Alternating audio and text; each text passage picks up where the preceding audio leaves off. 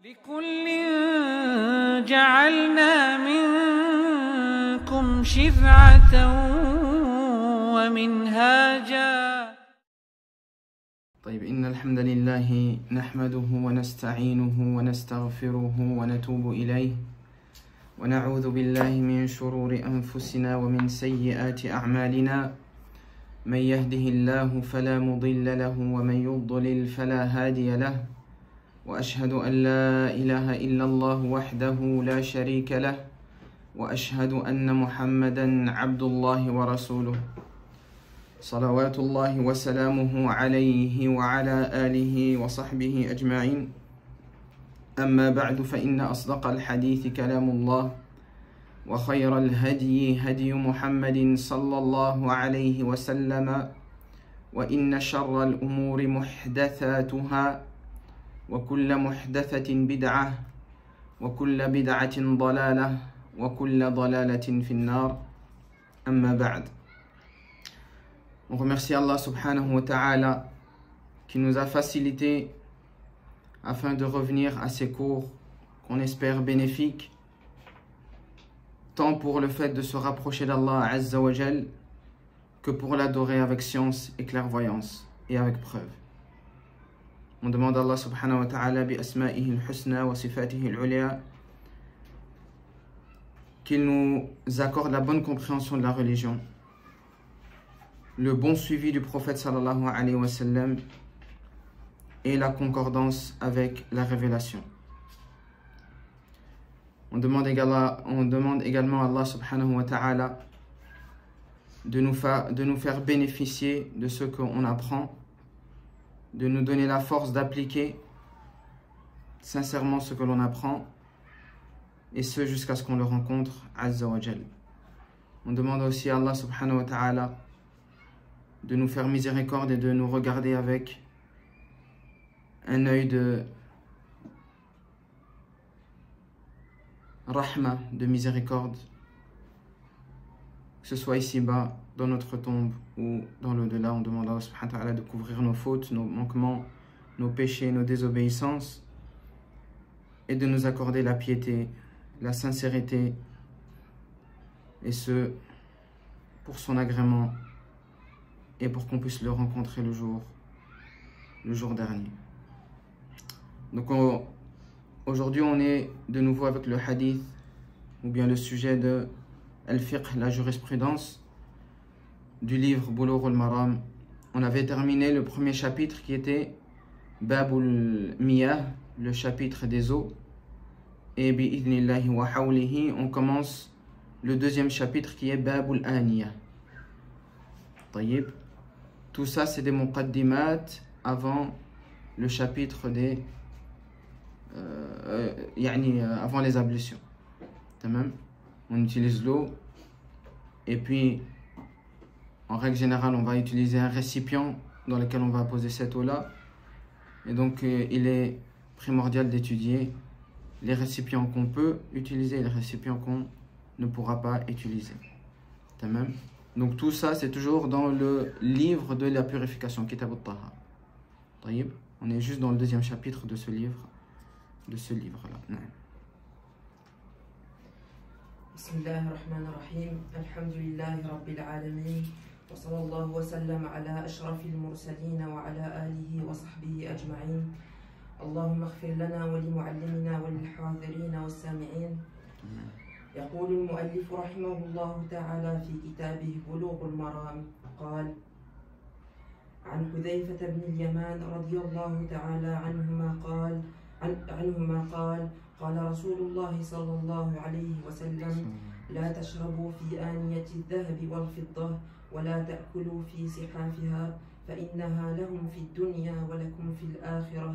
متفق عليه.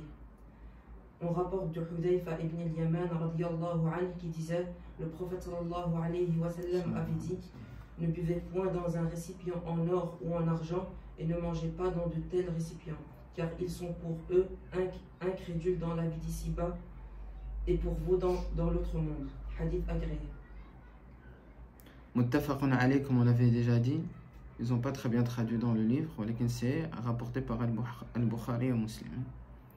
ils disent hadith agréé, ça ne veut pas dire grand-chose. وعن أم سلمة رضي الله تعالى عنها قالت قال رسول الله صلى الله عليه وسلم الذي يشرب في إناء الفضة إنما يجر في بطنه نار جهنم متفق عليه. On rapporte d'Umm Salama radiallahu anha qui disait, le prophète sallallahu alayhi wa sallam avait dit, celui qui boit dans un récipient en argent avale des gorgées du feu de la géhenne. Hadith rapporté par Bukhari et Muslim.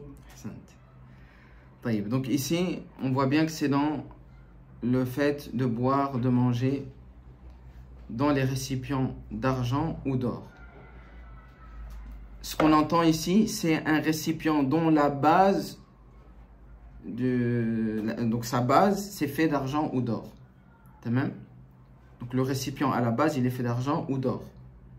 C'est un récipient qui va être interdit à la possession et à l'utilisation. Deuxième cas de figure, c'est un récipient qui à la base est fait de fer ou de cuivre ou de quelque chose d'autre, mais qu'on va plaquer de l'or ou de l'argent autour. C'est-à-dire que ça va être juste une fine couche autour qu'on va mettre de l'or ou de l'argent. Ça va également être interdit. Donc ça c'est la première, la deuxième afouane. Donc la première c'est ce qui est fait à la base d'or ou d'argent, c'est haram. Et ça fait partie des grands péchés. Comme il a dit, Nabi sallallahu alayhi wa sallam, innama yujarjiru fi batnihi nara jahannam. Il met dans son ventre nara jahannam, le feu de l'enfer. La deuxième, c'est que à la base, le récipient il est fait avec une autre matière, du cuivre, du fer, et on met de l'or et de l'argent juste à la surface. Ça va être également interdit. Troisième cas de figure, c'est que le récipient il n'est pas en or ni en argent, walakin il y a une dabba yasira, il y a une petite fente d'argent ou d'or. Dans un coin du récipient, il y a une petite fente d'argent ou d'or. Donc là, c'est un récipient qui est, on va dire, 90%, 90% de récipient, ou même 95, 95% du récipient, il est en cuivre, on va dire. Et dans une petite chakra, on met de l'or ou de l'argent. Vous avez compris la troisième? Il y aura deux jugements différents. Pour l'or, c'est interdit. Pour l'or, c'est interdit.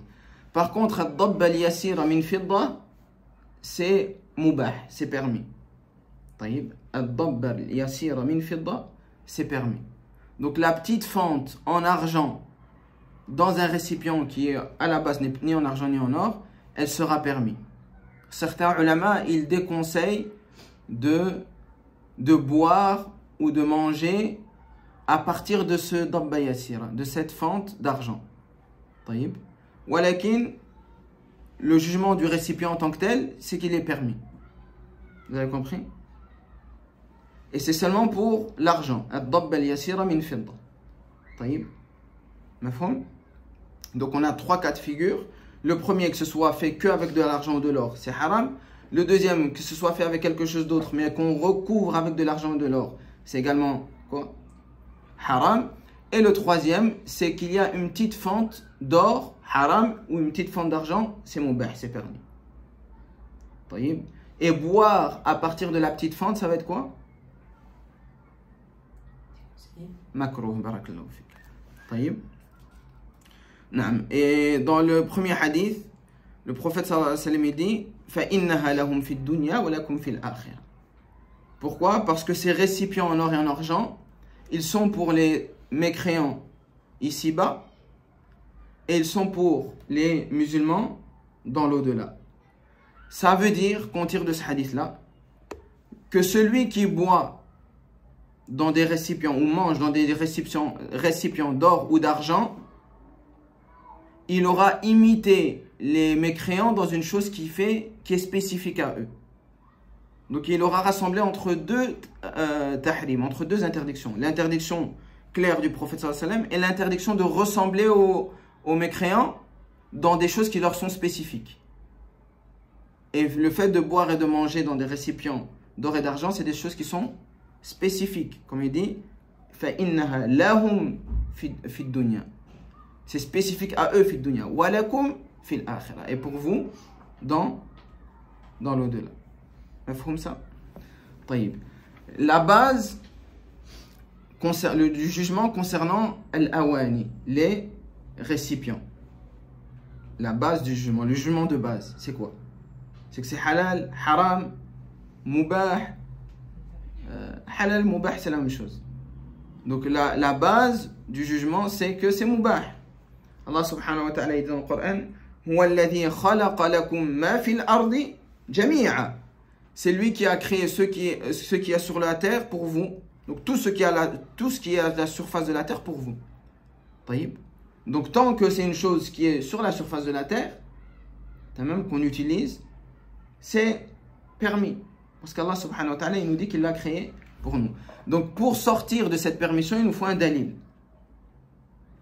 Il nous faut une preuve que ça, le prophète nous a dit, à part cela, ça c'est haram. Et rentre dans cette interdiction quoi? Non? Quoi? Non, pas l'or et l'argent. La ta'kulu fi aniyati adh-dhahabi wal-fidda. Ne mangez pas dans les récipients d'or et d'argent. Et donc là, c'est important. Je t'ai déjà dit de faire attention à chaque mot. C'est important le mot. Pourquoi? Cheikh Al-Uthaymin, ici, on va citer son avis. Mais on va citer, Inch'Allah, un avis un peu plus majoritaire dans cette mas'ala. Cheikh Al-Uthaymin, il dit tout ce qui sert à manger et à boire, ce sera interdit de l'avoir en or ou en argent. Tout ce qui est pour boire et manger. Il y a d'autres savants qui disent que c'est seulement l'awani, les récipients. Et qu'est-ce qu'ils entendent par cela? Tout récipient dans lequel on peut contenir un sa'il. C'est quoi? Dans lequel on peut retenir un liquide, barakallahu fik. Tamam? Donc en dehors de ça, ils disent que c'est permis d'avoir de l'or et de l'argent. Tamam? Al-muhim. Donc Cheikh Al-Uthaymin nous dit les mil'aqa, comment on dit ça en français? Les cuillères, shawka, les fourchettes, sikkin, les couteaux, tout ça, comme ça sert à manger et à boire, il sera interdit de l'avoir en or ou en argent. Non.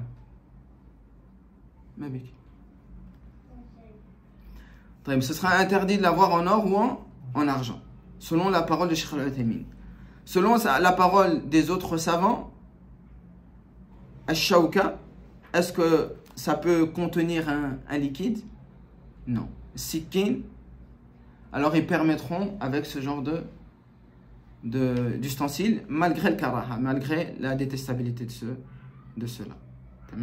Mais en tout cas, Cheikh Al-Uthaymin il voit l'interdiction de tout ce qui sert à boire et à manger. Taïb. Non. Je pense que j'ai dit ce que j'avais. Non.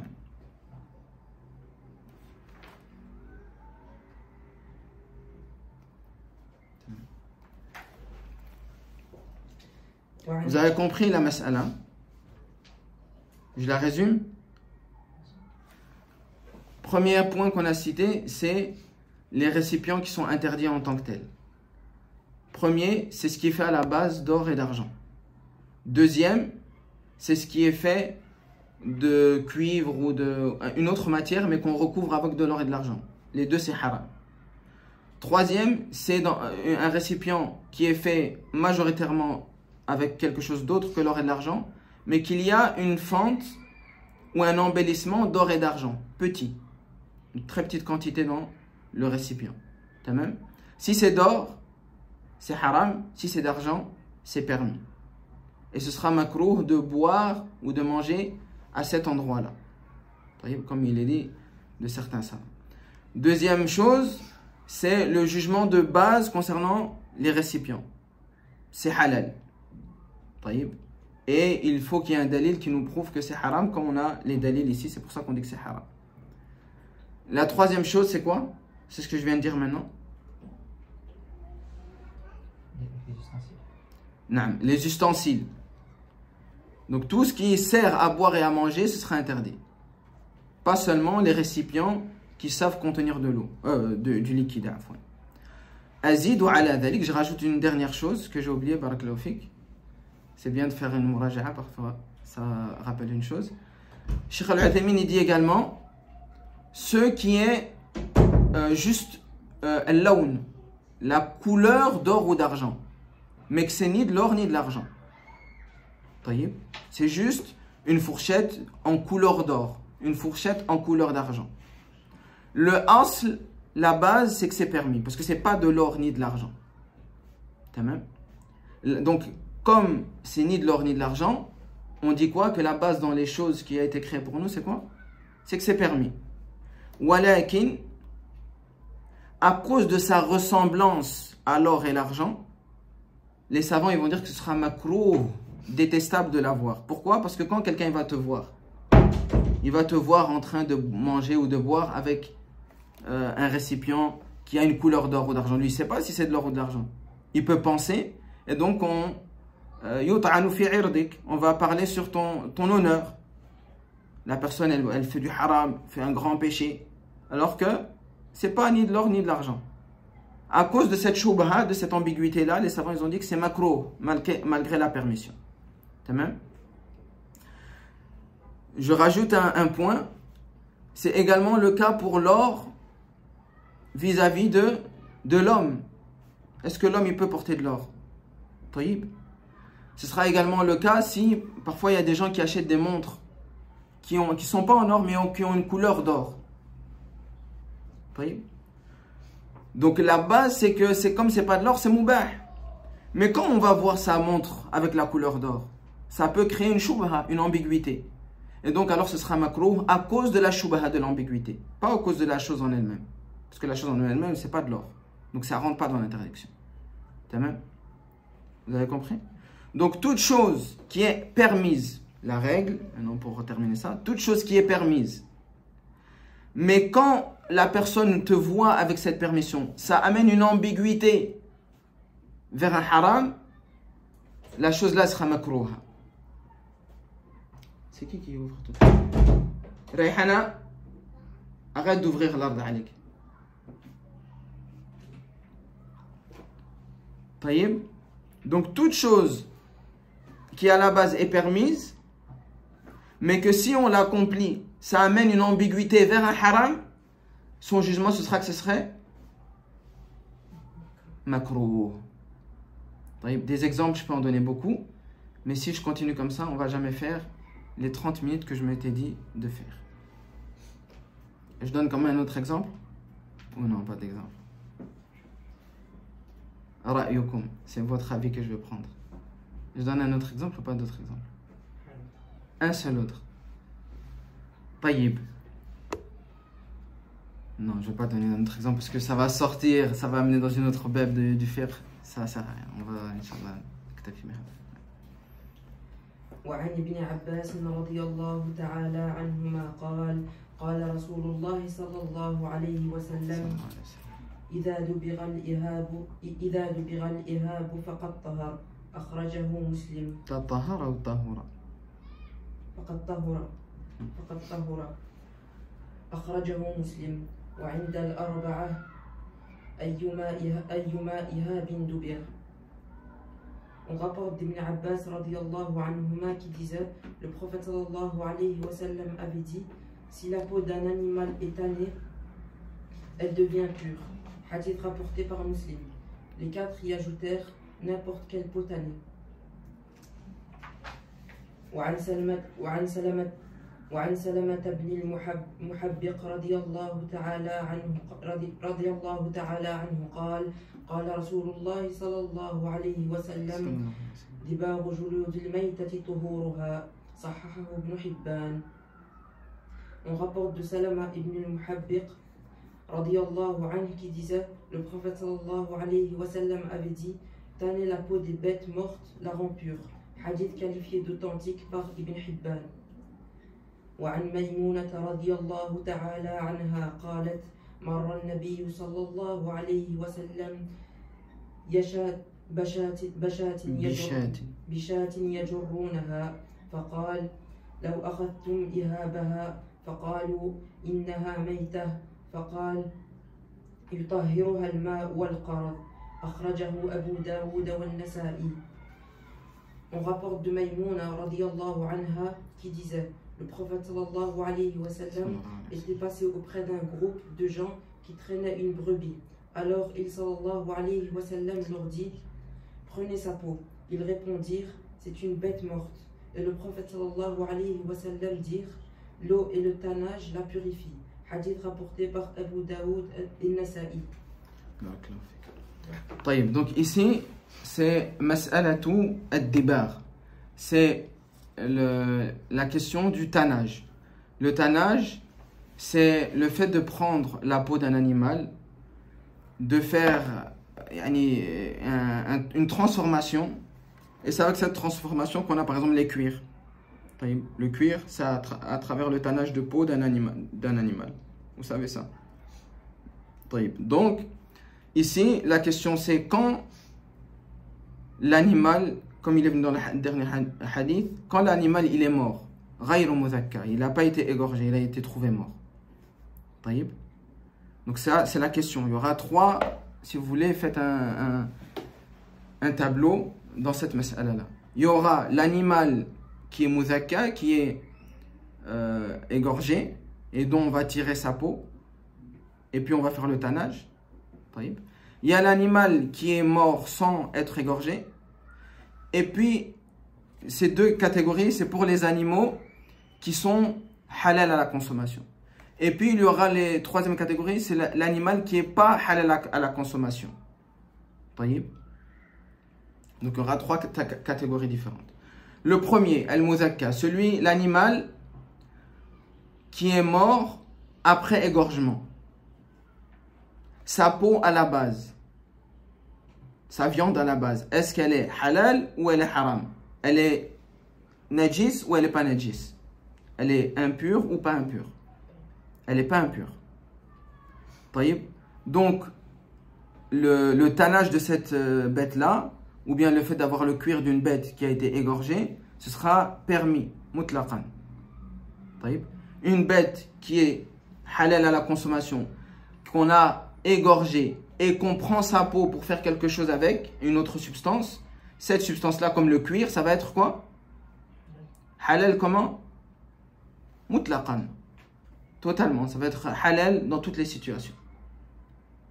Walakin, dans ce qui est voulu ici, c'est pas ça. Parce qu'il dit, quand il a vu que les gens y tiraient une chèvre, le prophète sallallahu alayhi wa sallam dit quoi? Law akhadhtum ihabaha. Si vous aviez pris, vous avez été profité de quoi? De sa peau. Faqalu, et ils ont dit, oh, comment on va profiter de sa peau? Innaha mayta. C'est une bête morte qu'on n'a pas égorgée. Comment on peut profiter de sa peau? Après, il dit yutahhiruha al-ma wal-qarad. Et ça, c'est le tannage, ad-dibar. Vous avez compris? Donc là, on parle d'une bête. Donc dans les hadiths ici, on parle d'une bête qui est morte sans être égorgée, mais qui est halal à la consommation. Bête morte, halal à la consommation, et elle est morte sans être égorgée. Ça, c'est le deuxième cas de figure. Tamam?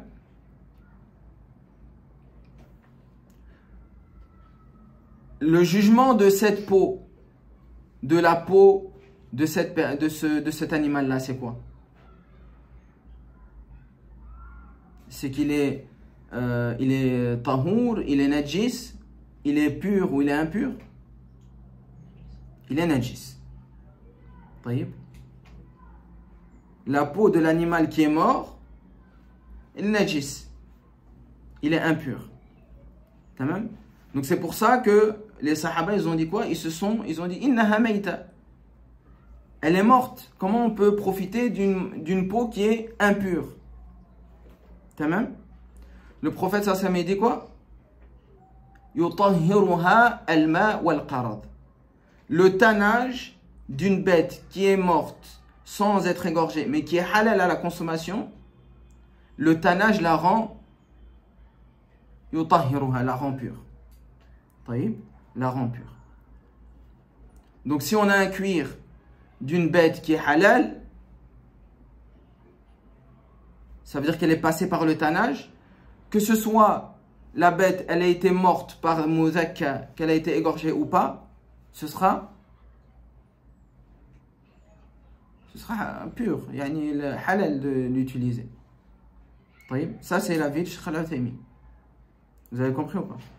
Le troisième cas de figure, afwan, c'est la bête qui est illicite aslan. Et Cheikh Al-Uthaymin il dit que cette bête-là, on ne peut pas la purifier. Enfin, le tannage ne la purifie pas. C'est-à-dire, si on a le cuir d'un cochon, le cochon, est-ce qu'il est halal? Donc, le cuir de cette personne-là, de cet animal-là, elle ne sera pas permis. Pourquoi le deuxième et le troisième cas, ce n'est pas la même chose, ce n'est pas le même jugement? Alors que les deux, leur peau, elle est impure. L'animal qui est mort sans être égorgé, sa peau elle est impure.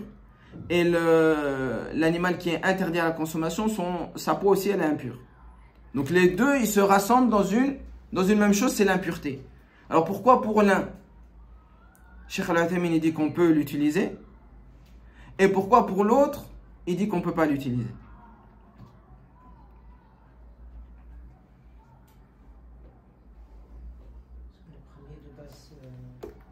L'animal il est pur, c'est juste qu'il est devenu impur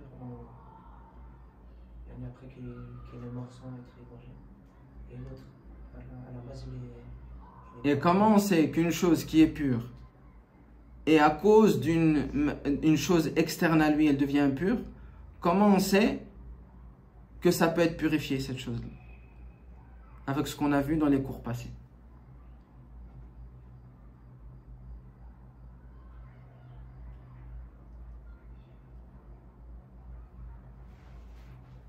Avec ce qu'on a vu dans les cours passés, normalement, on doit savoir faire la différence entre ces deux formes d'impureté. Je pense. Parce que parfois, j'ai des autres cours dans ma tête que je vous ai donnés. Moi, je vous ai donné ces cours-là, donc, que ce soit dans les cours passés de Bulugh al-Maram ou dans les cours passés de Bidayat al-Abid, on a vu dans un de ces deux cours.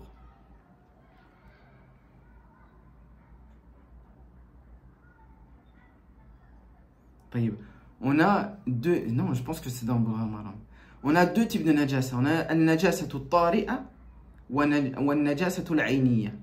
La najasa qui survient, donc la chose à la base elle n'est pas impure, mais à cause d'une chose externe à lui, ça devient impur.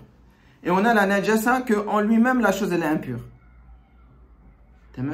Un exemple de najasa tari'a, j'ai mon vêtement sur lequel il y a du pipi qui tombe.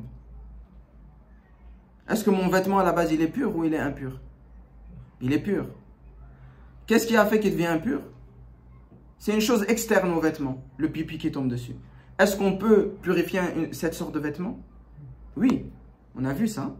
Comment purifier les vêtements, etc. Walakin, j'ai un cochon qui est devant moi. Je le lave 45 millions de fois. Est-ce qu'il va se purifier? Non, parce que son être, il est impur. Le kelb, le chien, la même chose. Et tous les animaux qui sont interdits à la consommation, leur être en eux-mêmes est impur. Donc, je ne sais pas les purifier. Tandis que l'autre, c'est une chose externe à lui, alors qu'à la base, il est pur. Oui? Non? Donc, ici, c'est la même chose. Al-Meita, comme tu as dit, l'animal à la base, qui est permis à la consommation. La base, c'est quoi? Qu'il est pur. Qu'est-ce qui a fait qu'il devient impur? C'est une chose externe. La mort sans être égorgée. Donc ça veut dire que ça peut être purifié. Walakin, le cochon, le tigre, le chien, tous ces animaux, les animaux qui sont interdits à la consommation, ils sont impurs déjà à la base. Donc est-ce que je peux venir les purifier? Non.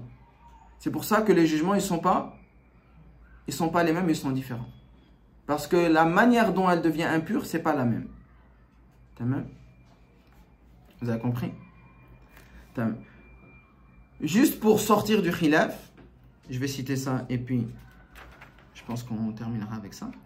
Juste pour sortir du khilaf, il y a certains ulama qui disent que la deuxième catégorie qu'on a dit, c'est-à-dire l'animal qui n'est pas égorgé mais qui est halal à la consommation, il reste impur. On ne le purifie pas par le tannage. Il reste impur, walakin son utilisation devient permise sous certaines conditions. Vous avez compris? Pourquoi je cite ça? C'est parce que beaucoup de savants, et parmi eux Cheikh Al-Uthaymin, ils vont citer ça pour que la personne, par précaution, elle ne va pas tomber, elle ne va pas utiliser ce genre de choses. Ce genre de cuir, par exemple. Par exemple, dans le madhab de l'imam Ahmed, il dit وَلَا يَطْهُرُ جِلْدُ مَيْتَةٍ بِدِبَارٍ.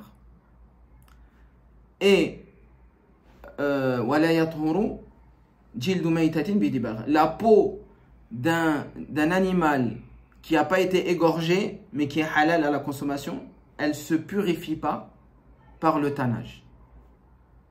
وَلَا يَطْهُرُ جِلْدُ مَيْتَةٍ بِدِبَارٍ وَلَكِنْ يُبَاحُ اسْتِعْمَالُهُ بَعْدَ الدَّبْغِ. Mais son utilisation devient halal après le tannage.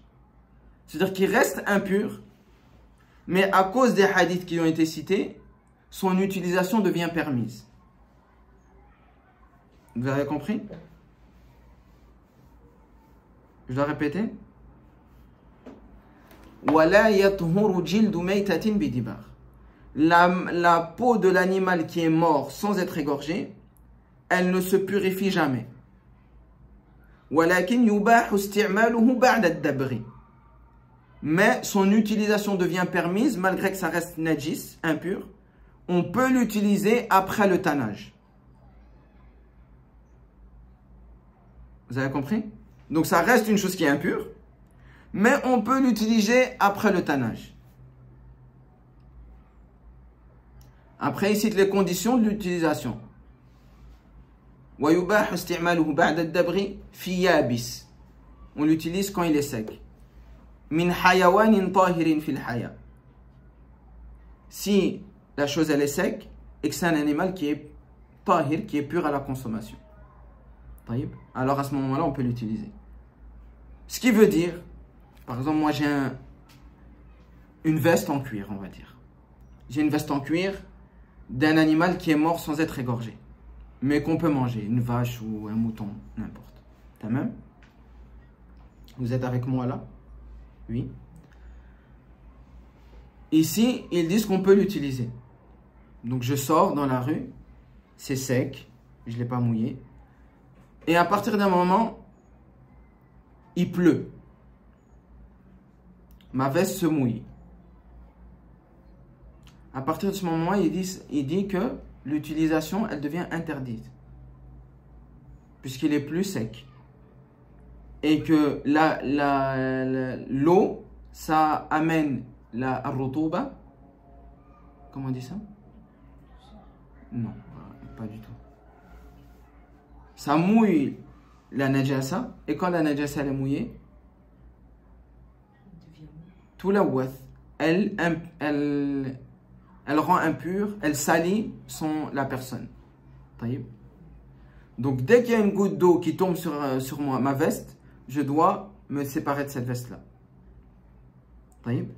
Et si, mathalan, je vais prier alors que ma veste elle est mouillée, ma prière elle est quoi? Elle est batila. Parce que j'ai une najasa sur moi et je prie avec une najasa.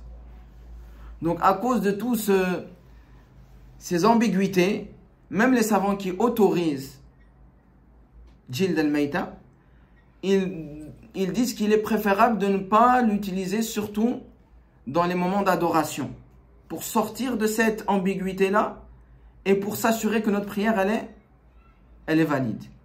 Tamam? ولكن هذا قول quand on voit le hadith normalement il est sarih. يطهرها الماء والقرض. يطهرها. Le hadith il est clair. Reste une deuxième chose. Est-ce que les os ou bien les plumes de l'oiseau, le pelage de l'animal, est-ce qu'il est najis aussi? طيب. Est-ce qu'il est najis?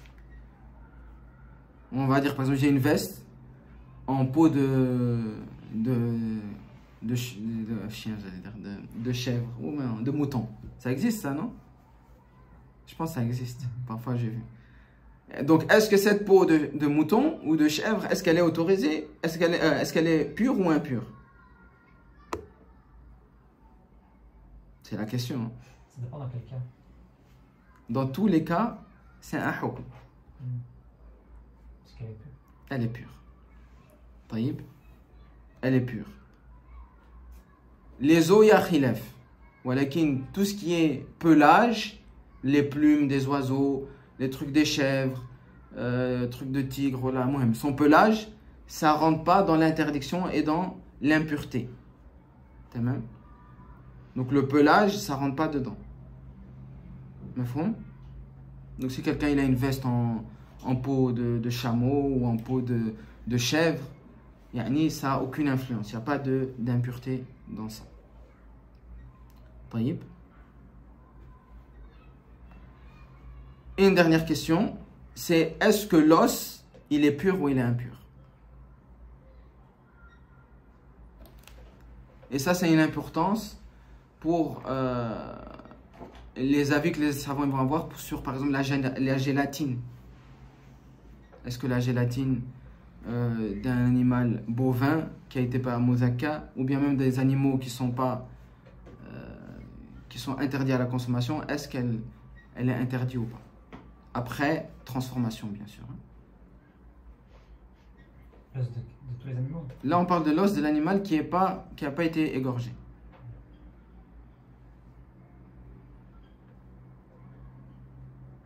Je suis à 37 minutes.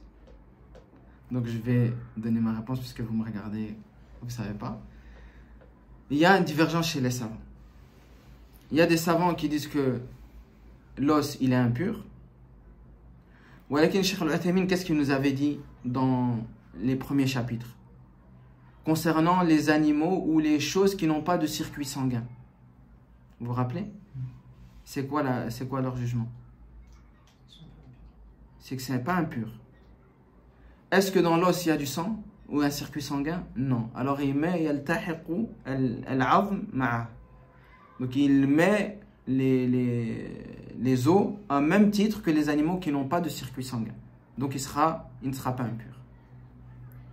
Et il conseillera, Cheikh Al-Uthaymin, par contre, de laver l'os. Pourquoi? Parce qu'il a été touché par le sang et la khali. Walakin l'os en tant que tel, il n'est pas impur. طيب. On ne va pas rentrer dans une autre mas'ala qui est les gélatines et les transformations et la khali. Ça, on garde ça. Inch'Allah, si vous voulez savoir, il faut envoyer un message. Dans la studio, on fera Inch'Allah une vidéo sur ce point-là. Tamam. Al-Muhim, est-ce qu'on a compris la mas'ala de ad-dibar, le tannage qui amène au cuir et les akhiri? Oui. Quels sont les cuirs qui sont autorisés? On parle de Cheikh Al-Uthaymin, qu'est-ce qu'il nous dit? On ne va pas rentrer dans tout ce qu'on a dit, juste Cheikh Al-Uthaymin, qu'est-ce qu'il nous dit? Le résumé de tout ça. Les animaux halal, s'ils sont égorgés ou pas égorgés, il y a une différence? S'ils meurent en étant égorgés ou pas égorgés, est-ce qu'il y a une différence? Non. Cheikh Al-Uthaymin dit qu'il n'y a aucune différence, tant qu'il est halal de consommation. Et qu'est-ce qui sera interdit? Tout ce qui est interdit à la consommation.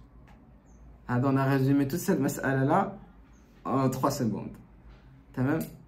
نكتفي بهذا سبحانك اللهم وبحمدك أشهد أن لا إله إلا أنت أستغفرك وأتوب إليك.